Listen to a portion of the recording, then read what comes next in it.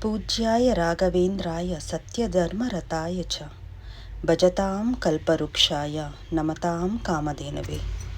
ನಮಸ್ಕಾರ ವೀಕ್ಷಕರೇ, ರಾಯರ ದಿವ್ಯ ಜ್ಯೋತಿ ಚಾನಲ್ಗೆ ನಿಮ್ಮೆಲ್ಲರಿಗೂ ಸ್ವಾಗತ. ಇದು ನನ್ನ ಹೊಸ ಚಾನಲ್ಲು, ರಾಯರ ಆಶೀರ್ವಾದದೊಂದಿಗೆ ಶುರು ಮಾಡಿರುವಂಥ ಚಾನಲ್ಲು. ಖಂಡಿತವಾಗ್ಲೂ ನನಗೆ ತುಂಬ ತಿಂಗಳಿಂದ ನಾನು ಒಂದು ರಾಯರ ಬಗ್ಗೆ ಚಾನಲ್ನ ಶುರು ಮಾಡಬೇಕು, ನನ್ನ ಮನಸ್ಸಿನಲ್ಲಿರುವಂತಹ ಒಂದು ಅನಿಸಿಕೆಗಳನ್ನ, ರಾಯರ ಮಹಿಮೆಗಳನ್ನ, ರಾಯರ ಪವಾಡಗಳನ್ನ, ನನ್ನಪ್ಪ ರಾಯರ ಬಗ್ಗೆ ನಾನು ನಿಮ್ಮ ಹತ್ರ ಹಂಚ್ಕೋಬೇಕು ಅಂತ ತುಂಬ ತಿಂಗಳಿಂದ ಪ್ರಯತ್ನ ಪಡ್ತಾ ಇದ್ದೆ, ಆದರೆ ಸಾಧ್ಯ ಆಗಿಲ್ಲ. ಮೊನ್ನೆ ರಾಯರ ವರ್ಧಂತಿ ದಿನ ನಮ್ಮ ಮನೆಗೆ ರಾಯರ ಆಗಮನ ಆಯಿತು. ಗೊತ್ತಿಲ್ಲ ರಾಯರ ಆಗಮನ ಆದಮೇಲೆ ಏನಾಯಿತು ಅಂತ, ಆದರೆ ಸಡನ್ನಾಗಿ ನಾನು ರಾಯರ ಚಾನಲ್ನ ಶುರು ಮಾಡಲೇಬೇಕು ಅಂತ ಹೇಳಿ ನಿರ್ಧಾರ ಮಾಡಿಕೊಂಡು ಇವತ್ತಿನಿಂದ ಶುರು ಮಾಡ್ತಾ ಇದ್ದೀನಿ. ಇವತ್ತು ಗುರುವಾರ ಆಗಿರೋದ್ರಿಂದ ಬೆಳಿಗ್ಗೆನೇ ಎದ್ದು ನನ್ನ ಅಪ್ಪನ ಹತ್ರ ಆಶೀರ್ವಾದ ತಗೊಂಡು, ತಂದೆ ನಾನು ಈ ಒಂದು ಹೊಸ ಕಾರ್ಯಕ್ಕೆ ಕಾಲಿಡ್ತಾ ಇದ್ದೀನಿ, ನಿಮ್ಮ ಬೆಂಬಲ, ನಿಮ್ಮ ಆಶೀರ್ವಾದ, ನಿಮ್ಮ ಅನುಗ್ರಹ ಎಲ್ಲವೂ ನನಗೆ ಬೇಕಪ್ಪ. ಕಷ್ಟದಲ್ಲಿದ್ದಾಗ ನೆನೆಸ್ಕೊಂಡು ರಾಯರೇ ಅಂತ ಕರೆದ್ರೆ ಸಾಕು, ಕಂದ ಕರೆದ್ರೆ ತಂದೆ ಬರ್ದಿರೇ ಇರ್ತಾರ? ಖಂಡಿತವಾಗ್ಲೂ ಬರ್ತಾರೆ.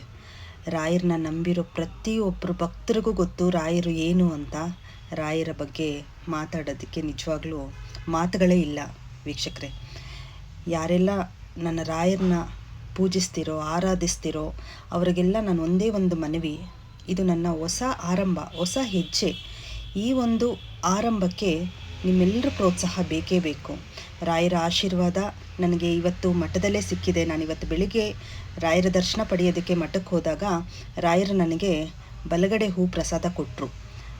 ನಾನು ಮಠದಲ್ಲಿ ಪ್ರದಕ್ಷಿಣೆ ಹಾಕಿ ನಾನು ರಾಯರ ಮುಂದೆ ಕೂತ್ಕೊಂಡು, ಓಂ ಶ್ರೀ ಗುರು ರಾಘವೇಂದ್ರಾಯ ನಮಃ, ತಂದೆ ಇವತ್ತು ನಿನ್ನನ್ನು ನಂಬಿ ನಾನು ಒಂದು ಹೊಸ ಹೆಜ್ಜೆನ ಇಡ್ತಾ ಇದ್ದೀನಿ, ಈ ಒಂದು ದಾರಿಯಲ್ಲಿ ನನಗೆ ಗೆಲುವನ್ನ ತಂದುಕೊಡಪ್ಪ ಅಂತ ಕೇಳ್ಕೊಂಡಾಗ ರಾಯರು ನನಗೆ ಬಲಗಡೆ ಹೂ ಪ್ರಸಾದ ಕೊಟ್ಟರು. ಒಂದು ಹಾರ ಹಾಕಿದ್ರು, ಸೇವಂತಿಗೆ ಹಾರ, ಅದು ಬಲಗಡೆನೇ ಬಂತು. ನನಗೆ ತುಂಬಾ ಖುಷಿಯಾಯಿತು. ರಾಯರ ಆಶೀರ್ವಾದ ಸಿಕ್ಕದ ಹಾಗೆ ನಿಮ್ಮೆಲ್ಲರ ಪ್ರೋತ್ಸಾಹ ಕೂಡ ನನಗೆ ತುಂಬಾ ಅಗತ್ಯ ಇದೆ. ಯಾರೆಲ್ಲ ರಾಯರ ಭಕ್ತರಿದ್ದಾರೋ ಅವ್ರ ಹತ್ರ ಎಲ್ಲ ನಾನು ಕೇಳ್ಕೊಳ್ಳೋದು ಒಂದೇ, ಈ ಒಂದು ನನ್ನ ಹೊಸ ಪ್ರಯತ್ನಕ್ಕೆ ನಿಮ್ಮ ಬೆಂಬಲ ಇರಲಿ. ಈ ಚಾನಲ್ನ ಸಬ್ಸ್ಕ್ರೈಬ್ ಮಾಡಿ ನನ್ನನ್ನು ಬೆಂಬಲಿಸಿ, ನನ್ನನ್ನು ಪ್ರೋತ್ಸಾಹಿಸಿ. ಇನ್ನಷ್ಟು ಹೆಚ್ಚು ನಾವು ರಾಯರ ಬಗ್ಗೆ ತಿಳ್ಕೊಳ್ಳೋಣ. ರಾಯರ ಬಗ್ಗೆ ತಿಳ್ಕೊಂಡಿರೋದು ತುಂಬಾ ಕಮ್ಮಿ. ಅವರ ಭಕ್ತಿ ಸಾಗರ ಅನ್ನೋದು ತುಂಬ ಒಂದು ಸಮುದ್ರದ ಅಷ್ಟು ಆಳ ಇದೆ. ಆ ಆಳದಲ್ಲಿ ನಾವು ಇಳಿಬೇಕು, ಎಷ್ಟು ಇಳಿದ್ರೂ ನಮಗದು ಸಿಗಲ್ಲ, ಅಷ್ಟು ತುಂಬ ಆಳ ಇರುವಂತಹ ಒಂದು ಭಕ್ತಿ ಸಾಗರದಲ್ಲಿ ನಾವೆಲ್ಲರೂ ಸೇರೋಣ. ರಾಯರ ಭಕ್ತಿ ಬಗ್ಗೆ, ರಾಯರ ಪವಾಡಗಳ ಬಗ್ಗೆ, ರಾಯರ ಮಹಿಮೆಗಳ ಬಗ್ಗೆ ನಾವೆಲ್ಲರೂ ತಿಳ್ಕೊಳ್ಳೋಣ. ನಾನು ತಿಳ್ಕೊಂಡಿದ್ದೀನಿ ಅಂತ ಹೇಳ್ತಾ ಇಲ್ಲ, ನಾವು ತಿಳ್ಕೊಳ್ಳೋಣ, ನಾನು ತಿಳ್ಕೊಬೇಕಿನ್ನು. ನಿಮ್ಮ ಒಂದು ಅನಿಸಿಕೆಗಳನ್ನ, ನಿಮ್ಮ ಒಂದು ರಾಯರ ಪವಾಡಗಳನ್ನ, ರಾಯರ ಮಹಿಮೆ ನಿಮಗೇನು ಗೊತ್ತಿದೆಯೋ ಅದ್ರ ಬಗ್ಗೆ ಎಲ್ಲ ನೀವು ನನ್ನ ಹತ್ರ ಹಂಚ್ಕೋಬೋದು ಕಮೆಂಟ್ ಸೆಕ್ಷನಲ್ಲಿ. ಖಂಡಿತವಾಗ್ಲೂ ನಿಮ್ಮೆಲ್ಲರ ಸಪೋರ್ಟ್ ನನಗೆ ಸಿಗುತ್ತೆ. ನನ್ನ ರಾಯರ ಆಶೀರ್ವಾದದೊಂದಿಗೆ ನಾನು ಶುರು ಮಾಡಿರುವಂತಹ ಚಾನಲ್ ಇದು. ಖಂಡಿತವಾಗ್ಲೂ ನನ್ನ ರಾಯರು ನಾನು ಕೈ ಬಿಡಲ್ಲ. ನನ್ನ ರಾಯರು ಇರೋ ತನಕ ನಾನು ಯಾವುದಕ್ಕೂ ಎದ್ರಲ್ಲ, ಚಿಂತೆ ಮಾಡಲ್ಲ, ಯೋಚನೆ ಮಾಡಲ್ಲ. ಏನೇ ಕಷ್ಟ ಬರಲಿ, ಜೀವನದಲ್ಲಿ ಕಷ್ಟ ಸಹಜ. ಕಷ್ಟ ಮನುಷ್ಯನಿಗಲ್ದಿರ ಇನ್ಯಾರಿಗೆ ಬರುತ್ತೆ ಹೇಳಿ ಅಲ್ವಾ? ಎಂಥದ್ದೇ ಕಷ್ಟ ಬಂದರೂ ನಮ್ಮ ಮನಸ್ಸಿನಲ್ಲಿ ನಾವು ದೃಢವಾಗಿ ನಂಬಬೇಕಾಗಿರೋದು ರಾಯರನ್ನ. ರಾಯರು ನಂಬಿದವ್ರನ್ನ ಯಾವತ್ತೂ ಕೈ ಬಿಡಲ್ಲ. ಕಷ್ಟ ಇರಬಹುದು, ಆದರೆ ರಾಯರು ಮಾತ್ರ ನಮ್ಮ ಕೈ ಬಿಟ್ಕೊಡಲ್ಲ. ಕಷ್ಟದಿಂದ ನಮಗೇ ಗೊತ್ತಿಲ್ಲದೆ ಇರೋ ರೀತಿ ನಮ್ಮ ಕೈ ಹಿಡಿದು ಮೇಲೆತ್ತುತ್ತಾರೆ ನನ್ನ ರಾಯರು.